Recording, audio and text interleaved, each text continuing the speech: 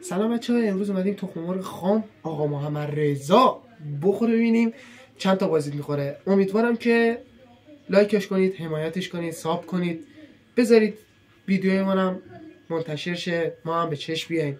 دم همتون گرم. تک تک تو خانواده من آقا محمد رضا هستین. بریم که داشته باشیم با هم. نکنید تخم مرغ خام. بگیر بالا آقا محمد رضا ببینن. نگاه کنید بیا جلو.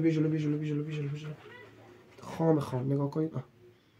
خب این از خودش، اینم از زردیش. اینم چیزاش. تخم مرغ خامه. یه دقیقه آقا نمک بزنم. نمک نگاه کنید، یه خورده رو زردیش. به یه خورده روی. خب بگیر ویدیو روش ببینم. میریم برای خوردن. نگاه کنید، حالا من میترسم یه دقیقه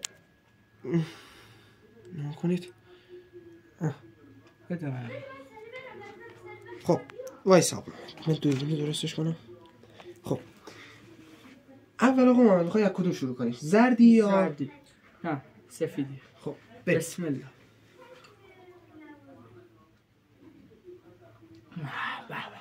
این از سفیدی، حالا این هم از زردی. ببینیم آقا محمد چیکار میکنه.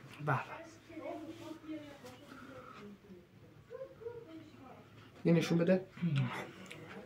هیچی توش نیست، هیچی نذاش بجز این آباش.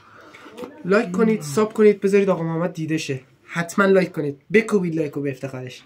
دم همتون گرم.